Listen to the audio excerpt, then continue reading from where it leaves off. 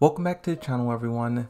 Today I want to talk about the Prime Minister of Poland, Lidia Sobieska. Everything that we've been getting up until this point is kind of background knowledge. Like if we start with reading her story. When Lidia was 10 years old, her grandfather became president of Poland, which attracted public attention to her as the next generation of politician. However, Lidia had no intentions of becoming a politician and wanted to pursue the path of traditional karate. And mind you, all of this stuff is happening before Tekken 7. Honestly, you could place this around the time of Tekken 2, Tekken 1, right? But the helicopter blows up, her father is killed, grandfather wounded very badly, and then she get hit by debris, and that's why she has the scar over her face. 2 months after the incident, when visitation restrictions was finally lifted, this is a quote, "Never give in to the unjust power. Be strong both physically and mentally." To put those words into practice, Lidia enrolled into the law department of university at the age of 16, so this is 6 years later, and graduated at the top of her class 5 years later. As soon as she was 21 and earned eligibility for election, she ran for national election and won on her first run. All of these things, I really want to stress that this is all before Tekken 7. As time went by, the war between Mishima Zaibatsu and G Corporation intensified all over the world. Heihachi, I think it's Heihachi because that's the character they mentioned. Heihachi had Mishima Zaibatsu soldiers in Poland just hanging out like they owned the place. We know the reputation that they have. They're not really good, right? So she fills in this role of I will bring justice. Now, Lidia, who became prime minister, requested the Mishima Zaibatsu to withdraw the illegally stationed Tekken force, but a threatening letter arrived from Heihachi, the head of the Mishima Zaibatsu. I'm not going to obey the withdrawal request at all. If you're dissatisfied, you should come to the King of Iron Fist tournament and negotiate directly with me. Lidia was angry with the content of the letter, but decided to participate in the tournament. The quote is, "I cannot stand injustice. For the sake of people of Poland, I can't lose." In Tekken 7, when Heihachi is in charge of the Mishima Zaibatsu, the King of the Iron Fist Tournament 7 does not actually happen. Heihachi is nearly killed by Akuma. The whole world thinks he's gone, he's dead. And what he does is he says, cancel the tournament. The tournament is off.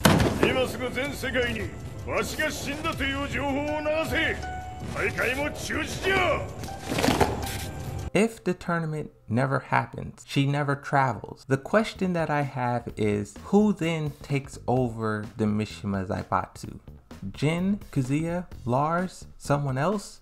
Whoever takes over will then be responsible for removing those troops from Poland, because that is her only reason for entering the story in the first place. She didn't care anything about the Mishima Zaibatsu and what they were doing until Poland got involved. Now here's where we talk about some interviews and some tweets from Harada. It gives us insight into what comes next. I say she's going to be base roster, and I also say she's going to play a big role in the story.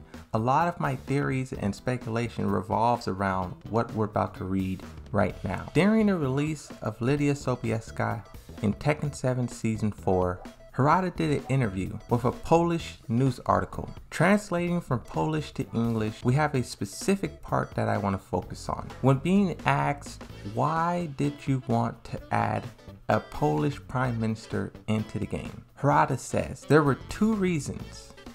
First of all, we wanted a character that would also represent the country in the future storyline.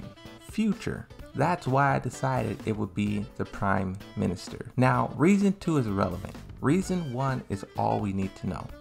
This character was specifically crafted for the future of Tekken, the storyline. And that pretty much guarantees her role in Tekken 8, and it also makes you wonder what this character will be capable of. It's said here in the story that she's one of the powerfulest members of parliament. I played around with the idea. A lot of people did not like it, but I wonder if Lidia will be able to go toe to toe with a character like Paul Phoenix. Kuma, Brian Fury. You have to wonder where they would place this character in terms of power level, lore in the story. That's an interesting concept to play around with. Maybe at the same time this video goes up, I can do a poll to gauge how powerful the community thinks this character will be. We will see what the community guesses are. One fascinating thing too about Lidia Sobieska is the name. When you hear the developers talk about these characters in dev diaries, news articles, and things like that, they're very precise and they're very particular with what they do and what they pick, because you know the character's important. You don't want to have to do retcons as soon as the character comes out. I quickly googled the meaning of Lidia. It says beautiful one. Lidia comes from the Greek word, don't know how to pronounce that, which means beautiful one or noble one.